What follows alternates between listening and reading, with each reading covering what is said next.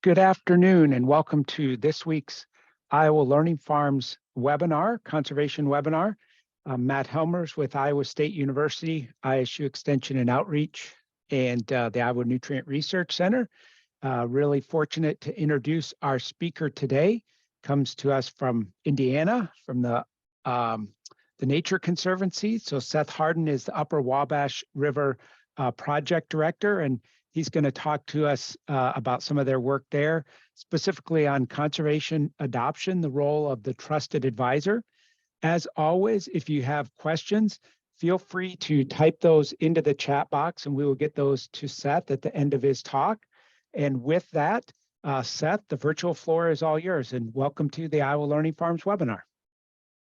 Great, thanks, Matt. I assume everybody can hear me all right. I do want to apologize in advance. I am getting over a little bit of a cold, so I'll do my best to keep going here. But please excuse me if I have to take a sip of water to get my throat cleared. So thank you for everyone's time today. I'm looking forward to covering this topic. I see lots of familiar names and faces on the webinar today. So excited to revisit some of this with some of you, but also introduce it hopefully to some others. And I have, I think, about 25 or 30 minutes worth of material here. And then I think, as Matt said, we'll get to some questions. And that's where I tend to, enjoy these types of interactions is in the questions, because I know there's always things to be discovered and learned from each other. So I'll go ahead and jump in to the content here. Maybe. So today's objectives for the webinar, want to go over a little bit of TNC's strategy more broadly around agriculture.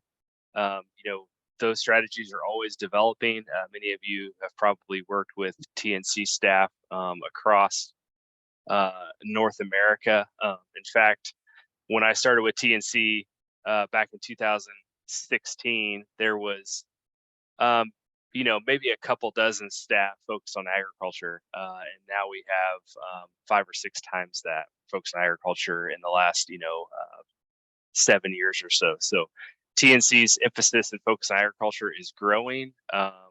We've had really great success in many spaces, and like to see our strength as building those partnerships with many of you and your organizations to scale and replicate some of the successful solutions that we've discovered. We'll move on into kind of role and importance of trusted advisors, hence the title of today's webinar. More specifically, collaboration with ag retail. And then we'll talk in very much detail about some research we've done with Purdue University, specifically the Purdue University Center for Food and Agribusiness, which is a world-renowned, really well-respected entity at Purdue, and we're lucky to have them as collaborators to learn more about conservation, adoption, and integration into trusted advisor and ag retail models. Talk very briefly about ongoing work, and then, as I said, we'll jump into Q&A. And if you all see some gaps in our research analysis and things that we might need to consider, I'd love to hear those as well.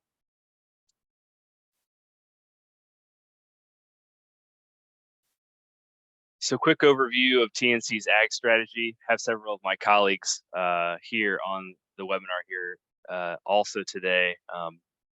But really simply is we kind of have 2 parts. One is regenerative crop systems. Our goal is to enhance 50% of U.S. crop acres with improved in-field and edge-of-field practices by 2030. The other side is regenerative grazing lands, of course, which we'd like to improve management on 240 million acres, or 30% of U.S. grazing lands by 2030. And a few of our, brief strategy points this way are nutrient stewardship, soil health, edge-of-field practices, and sustainable grazing.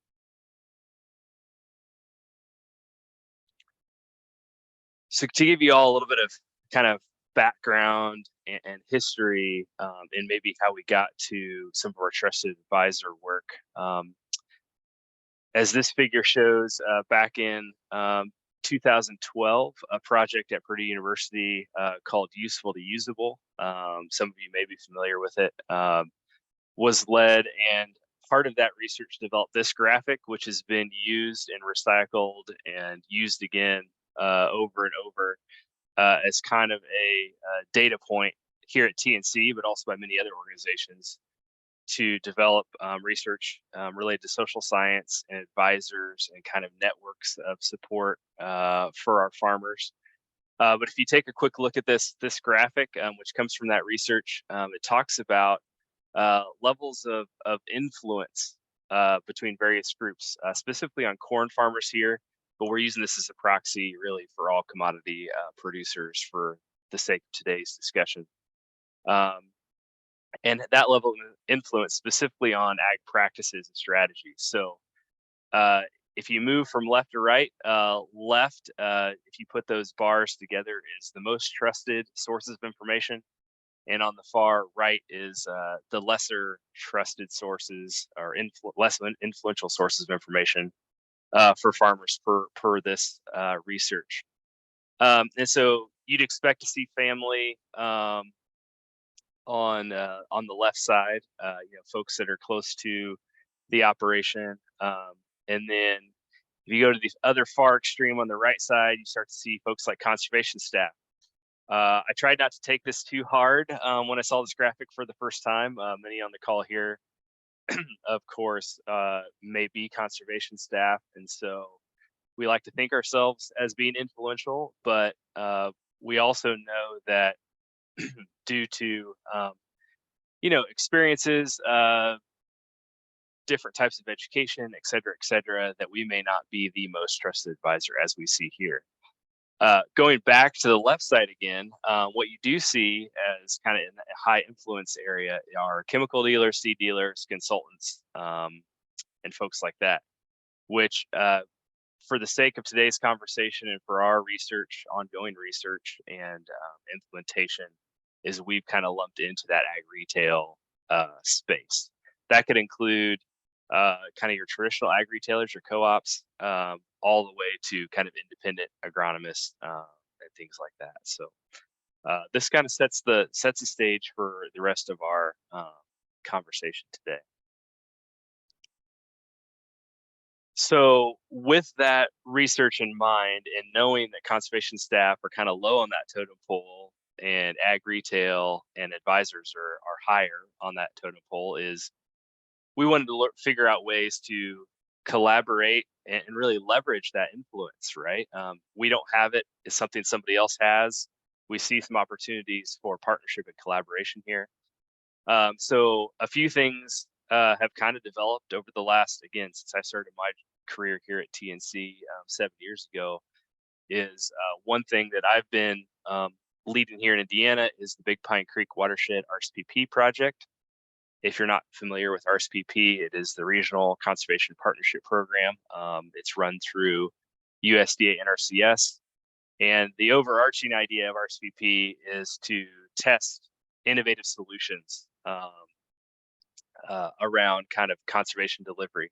We're all probably familiar with kind of the traditional cost share programs, EQIP, CSP, programs like CRP, things like that for the federal government. Is this is an opportunity to flex and test other opportunities to get that conservation on the ground. So through that project is we have partnered with our local ag retailer here to kind of be the face of conservation delivery. So traditionally that would have been your district conservationist or soil conservationist within our CS, but we see our local retailer as having that influence, as we talked about before, but also having that ability to be adaptive when it comes to marketing and building relationships with their growers. And so they are an active technical service provider through USDA. They provide that technical assistance. So not only the initial kind of outreach, but also if there's questions ongoing as practice progresses, they can answer those. And often they're the delivery of that practice as well. So for example, cover crops, oftentimes, the retailers delivering that seed and potentially even lining up aerial application or other sorts of things like that. And then often terminating things like cover crops as well. That type of full service extends nutrient management and other soil health solutions as well. Many of you are probably familiar with conservation agronomists that are kind of popping up around the Corn Belt. If you look back 5 or 6 years ago, there were very few, if any at all, of these positions, and now it's actually quite common for them for many ag retailers. So I know we have several in Indiana. I know Iowa has several, and there's many others across the Corn Belt as well. We've also looked into things like custom application.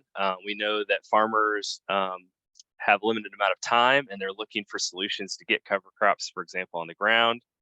And ag retail obviously has the infrastructure and the capital to be able to potentially do that. And so we've looked at business models that way. We've also looked at investing in equipment modification, upgrades, and investments at ag retail business. Many of you may be familiar with Grower's Edge. So we've worked with them on some warranty-backed crop plans and other solutions.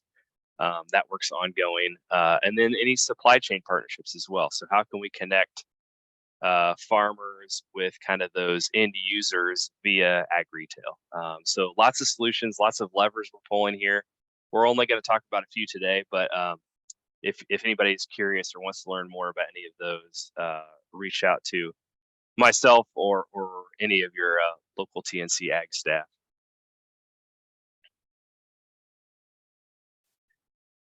So in order to learn more about how we can be influential in this space, is we knew we needed to do some research. And we've worked with two different entities to kind of develop and perform that research. One is we did a CCA survey with the Tri-Societies several years ago, which resulted in some really interesting findings that I'm not going to touch too much on today, but it actually kind of informed some of the questions and supplemented some of the questions we asked with our second collaborator, which is the Purdue Center for Food and Agribusiness. So the first phase of our research was qualitative. And so what we did was we set up 10 focus groups with 5 Midwestern ag retailers across Ohio, Indiana, Illinois, and Iowa, in order just to ask questions about what their thoughts were on conservation, how it was delivered, what they're hearing from their farmer customers around conservation, specifically focusing on infield practices such as cover crops, nutrient management, soil testing, things like that. And then we also had focus groups with 5 groups of corresponding farmer customers. So for each of those ag retailers, we identified a group of their customers to ask similar questions to see if there's any disparities or differences in what they were sharing with us on conservation adoption and conservation information. I'll talk more about that in a minute. The second phase was quantitative. So we were able to add some questions and add some analysis and inquiry to the Purdue Large Commercial Producer Survey. If you're not familiar, it's a survey that's sent out every 4 years across the Corn Belt. And I'll talk a little bit about the size of farms and scope of that here in a minute, but they typically get somewhere between 1,800 and 2,000 responses, which is gives us a pretty good picture of what's developing currently and on the horizon for commercial operations. Survey responses came in from Indiana, Illinois, Ohio, Iowa, Nebraska, Minnesota, and Michigan. So expands the scope of our qualitative work a little bit, allows us to pull in maybe some different crop varieties and things like that. And the third phase, which I'll only touch on briefly today, is our business model decision support tool.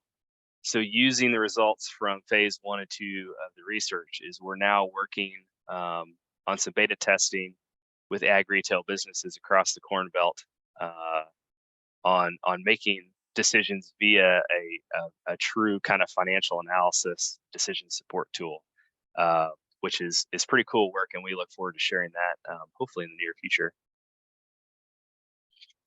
So as for the research, and this webinar is kind of developed in the same way that the research has developed. So we started with our qualitative research. We wanted to kind of get a pulse on what was happening in the field and what we maybe needed to learn and understand.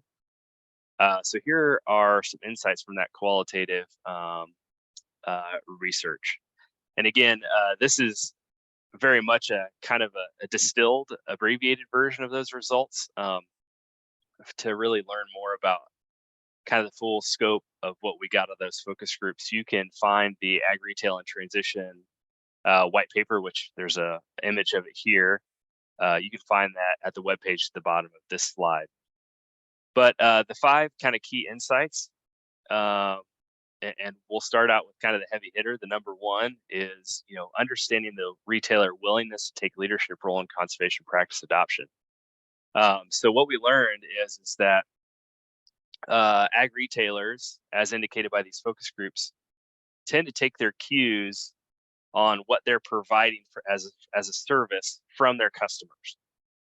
And that applies very much to conservation as well. So they're waiting for their farmers to indicate, hey, we need services around cover crops. We want to do more soil testing. We need more nutrient management services. On the inverse, farmers tell us that they take leadership or they take their cues from their ag retailer on what they should be doing on their operation agronomically and from a conservation standpoint. So do cover crops make sense for my operation? Does nutrient management benefit my bottom line?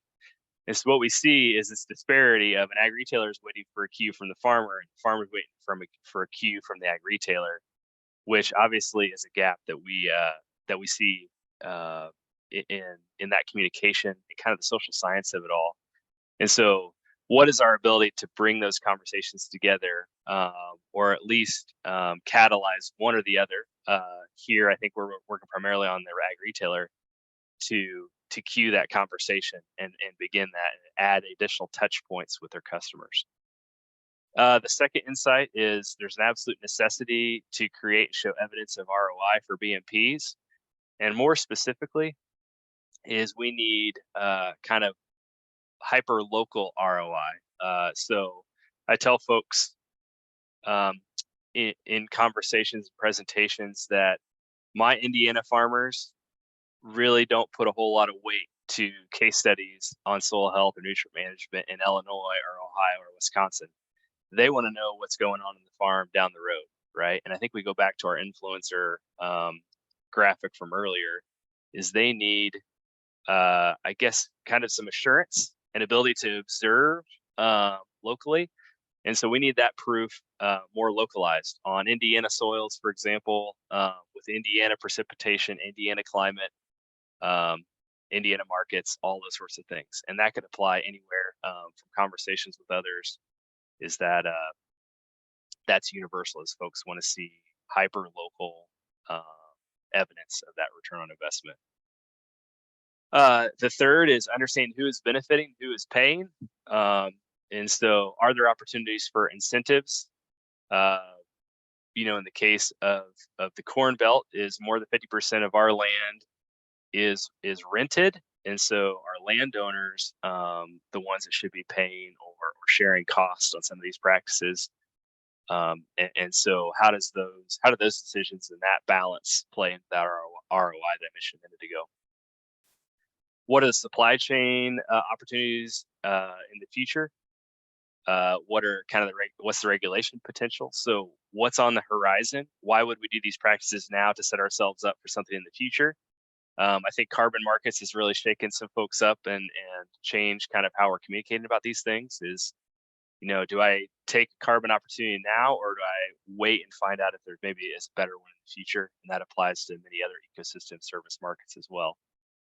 And then finding and incentivized influencer for conservation practice adoption. So how do we drive that influence? Is ag retail it? Do we need to work with farmer to farmer networks? What other types of models can we use to share information? So that set us up for our quantitative research, which, as I mentioned, went through the large commercial producer survey at Purdue. That qualitative research helped us develop our question sets and script for this survey. So let me dive into a few of kind of the overview results here, and then we'll kind of get deeper as we go. So as for large commercial producer survey and how it's defined, you'll see here at the bottom a table of the 2018 Census of Agriculture that talks about farm classification, specifically by size. And they have these classifications that are listed on the left. Purdue takes the liberty to kind of lump some of these together for their definitions. And the large commercial producer survey only goes to mid-sized commercial and large operations, which range anywhere from 150,000 gross farm income to over 5 million worth of gross farm income. So we're talking about the largest of the farms. And the reason they do that is that those farm sizes and those farms tend to indicate what's on the horizon for agriculture, not just conservation, but for what seed types are being looked for, or what hybrids or what technologies are being adopted, et cetera, et cetera. So for this particular iteration of the survey, this is kind of the breakdown of who responded. So to give you a little bit of a reminder, large is over 5 million, and then commercial is over 1 million, and then mid-size is everything else. So a majority of the respondents are over that $1 million worth of gross income. Here's a breakdown of kind of geographical scope of where those respondents come from. Here's farm classification by primary operation, meaning what is the primary crop output, or what is the primary output of that operation. And so you can see overwhelmingly the majority of respondents are corn, soybean, but we do have respondents in the livestock sector as well as other crops. So here is an example of a question that we asked. So for each of the conservation practices listed, please indicate the level to which you implement this practice. So we had everything from never used to likely used in the future. And so that gives us a little bit of sense of past use as well as future use. And then in the middle, it talks about whether it's been continuous use or if it's discontinued use, et cetera, et cetera. And so here are, again, broad overview results. Conservation practice adoption. Whole farm is, we see 72% of respondents indicated they use nutrient management. 56% indicated reduced tillage and no-till. And then on down the line, as you can see here, which I think is fairly logical. I think it probably it's fairly common sense to those of us that work in agriculture that these are the adoption levels. So what we did is we broke down our results into type of conservation practice adopter.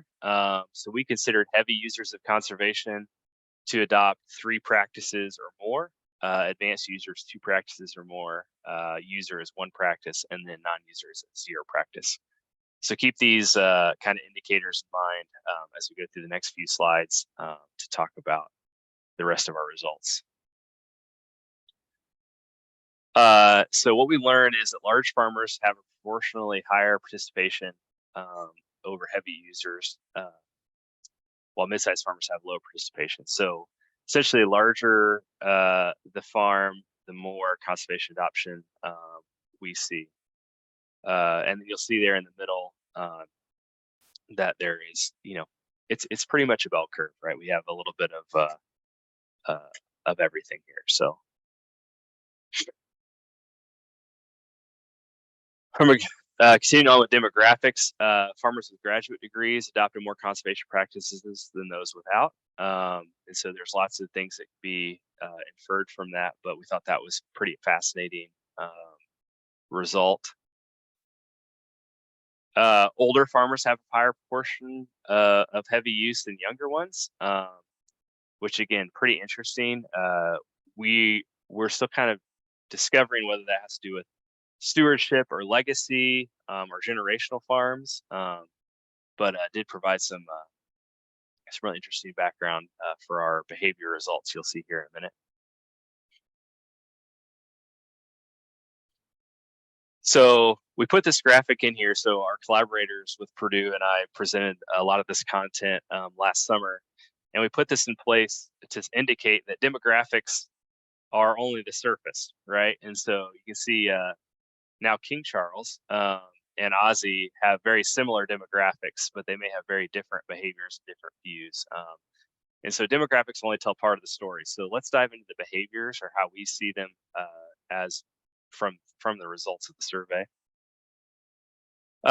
Heavy users consider information about maximizing profit proportionally more important, while non-users prioritize information about saving money. And so what that means is these heavy users may spend more if they see a long-term efficiency. These non-users see it as instant cost savings. So they're looking a little bit less long-term and looking for that instant economics. Heavy users are looking a bit more long-term and see some of these things as investment. Managing production is more important for farmers to adopt conservation practices. Heavy users have less emphasis on cost management, more output prices proportionally. So what that means is our heavy users are really kind of trying to work to optimize, their acres, while the non-users or other types of users may be looking at things like yield and output right off the bat. Heavy users do more conservation practices by themselves, meaning they can kind of self-serve. They do their own research. They do their own kind of investment in equipment and work to adopt those practices on their own, while non-users depend more heavily on their retailers. And this may be for conservation, maybe for other types of services as well. Retailers are more reactive to farmer demands, but they are only more proactive with heavy users, meaning that, as I said before, retailers are reactive to their farmer customer demands, but they're more willing to introduce new ideas and opportunities to those heavy users.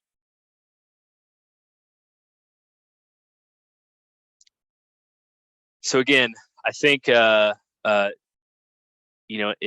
the scope of today's webinar, we really just touched the tip of the iceberg. I think the Large Commercial Producer Survey produced over 800 slides of insights. Obviously, our conservation questions are a subset of that, but there's a lot of things to be learned from that content.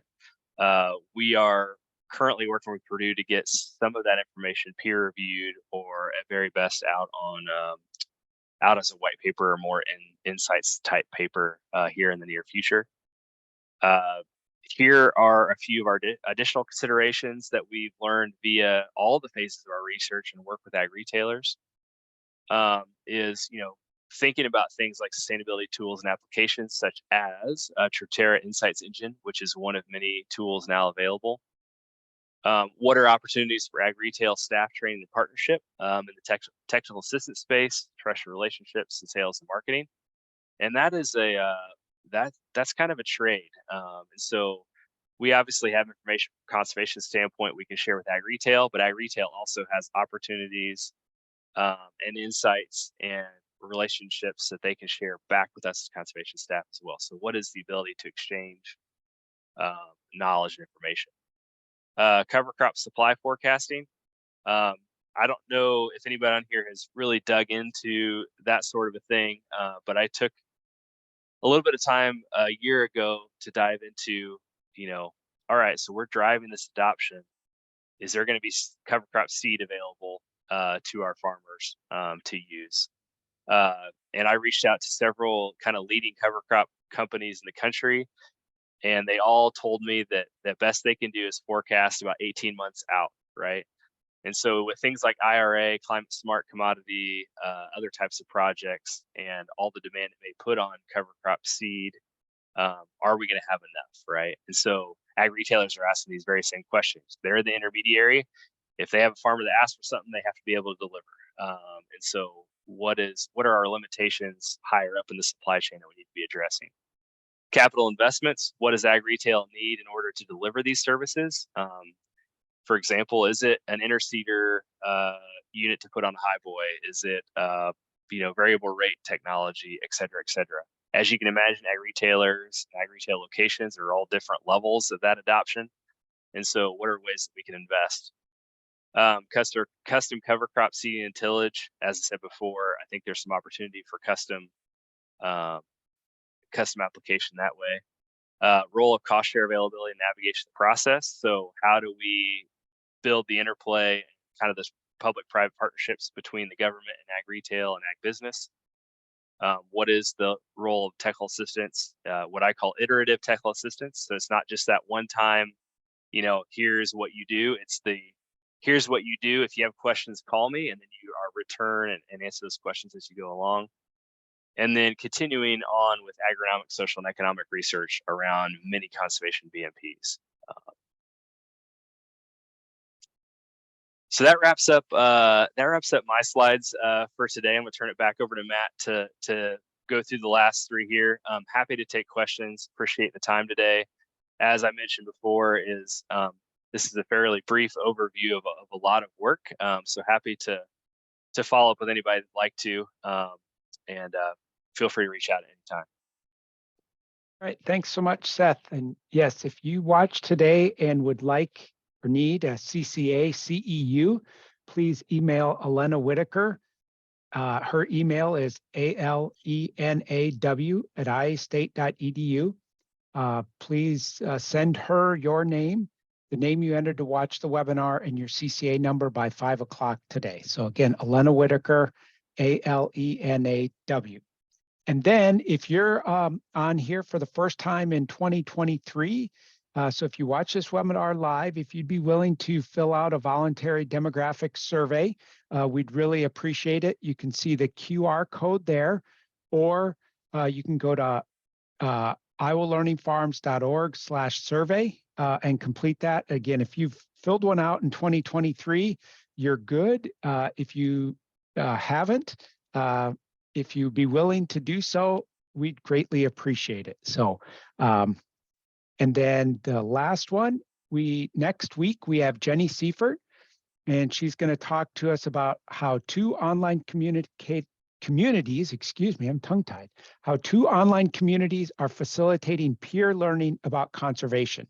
So Jenny's watershed outreach specialist with the University of Wisconsin at Madison. And so, Seth, we did have a couple questions, and I think we'll have time for some others. If people want to type those in the chat box, that'd be great. So the first one, I think, was about some of the influencers, and were faith-based churches, or were faith-based influences considered? Let me go back to the graphic referenced here. Let me see if I can find it real quick. I think for the sake of this research, especially since it was government funded or partially government funded, I don't think that was considered. But I would say that is an interesting inquiry. I know that we have leveraged, faith-based organizations and at least those types of audiences in venues for some of our projects. So I'm glad that we're not the only ones thinking about that. But I think that's a really, really good question, and maybe a potential avenue for some of this information in the future. Great. Guess from the quantitative survey, somebody's wondering what % of acres large farms are implementing conservation on. Do you have that in? Let me go back to my cheater slide here and see. And you, excuse me. You're asking what? I guess repeat that, Matt, so I make sure I answer the right question. I guess the way it was phrased is they're wondering what % of acres large farms are implementing conservation on. I gotcha. So we don't have, I guess, a perfect number that way. It kind of depends on which practices and how they're defined. If you look at this large commercial producer survey, a heavy number of them indicate that they're adopting things like nutrient management and no tillage, which are things that, again, we see fairly commonly across the landscape. But some of these other practices are much lower. And so they're probably referencing TNC's goal of 50% of row crop acres. So we have kind of internal tracking for those practices. And so we are using remote sensing and things like that to set a baseline, and then we'll use remote sensing as well as on the ground data to provide kind of end results as well. So um, I guess I don't have a perfect number answer for that, but I will say with that remote sensing technology and advancements in that is we're going to be able to start measuring that much better in the near future. And there's a couple questions, I think, on this larger farm, one of them coming from me. I'll take my prerogative as a moderator. So I think you said that the larger farms had maybe more adoption or more numbers of practices. And I was, maybe this is thinking aloud, that perhaps they have more fields so that, the number of practices they use might be increased because they have more variety in their fields and maybe the conservation needs. I don't know if that would have any merit or not. I guess there's not much of a question there. Yeah, no, I think it's an important one because this is something that we had to consider because we did ask questions about whole farm and partial farm. Okay. And if you look at this slide again here, is we did indicate whole farm, and our user classifications are based off whole farm to try to eliminate again that partial use. And we do have some partial farm use, which again, as you can imagine, gets really messy really fast. But there is some interesting things to be learned from that type of information as well. And the next one is kind of getting at the characteristics of the larger farmers. Is it that larger farmers with more income don't view the practice adoption as a financial limitation, not that they are necessarily early adopters and risk takers?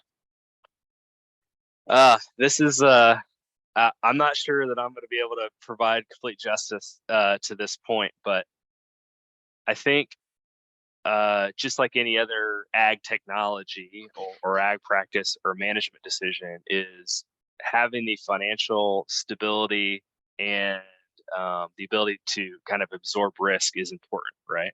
And that isn't lost on conservation. Conservation is, and we want it to be a production decision, right? We don't want it to be a bolt-on thing. We want it to be part of everyday business. So having the ability to absorb that risk and take that on financially is certainly important. As we all know, is with federally subsidized crop insurance and things like that, is farms have the ability to take on more risk than probably what they would if they didn't have that safety net, right? And so we're actually learning a little bit about the crop insurance space and some of that financial stability and risk assessment as well in a I guess a separate stream of research and thought here at TNC. But I think from my own experience in talking with farmers is specifically larger farms and specifically ones that are legacy farms, multi-generation, that are well established, definitely have the bandwidth to do conservation more readily. I don't know if you got into this too much, but there was a question: was how common is aerial cover crop seeding in your location? Well, I would say it kind of had it. I think it's had maybe a little bit of its heyday, and so it was in vogue for a while. But folks that have adopted cover crops kind of long term are moving away from it because of kind of its inconsistency and things like that. But I will say it is very much common practice in Indiana, specifically on large, open, flat, straight fields where an airplane can get into. And it even is utilized even in our southern part of our state where we have small fields as well. But I can't give you an exact data point on how much of our cover cropping is done aerially, but I would still say it's a good portion. So. Okay. All right. Well, I think those are the questions we got. Seth, I really appreciate you participating in the Iowa Learning Farms webinar. Alert folks again, all these are archived and on the Iowa Learning Farms website, so you can go back and watch Seth again or search out for other webinars. I think we have quite a library there. And then next week, we'll have Jenny Seifert from University of Wisconsin-Madison, a watershed outreach specialist. And if you need the CCA credit, please email Elena, ALENAW, at iastate.edu by 5 o'clock today. With that, Seth, thanks again, and I'll give you the last word. Yeah, I am. I'm going to stick my email here in the chat as maybe my last word, but appreciate everybody's time. If you don't already work with your TNC staff in your state or region, I encourage you to do so. Again, a lot of stuff we're working on here that we need your insight for, as well as things we hope to share with you all as opportunities. So appreciate the time. Thank you to Iowa Learning Farms for providing the series. Okay, thanks a lot, Seth.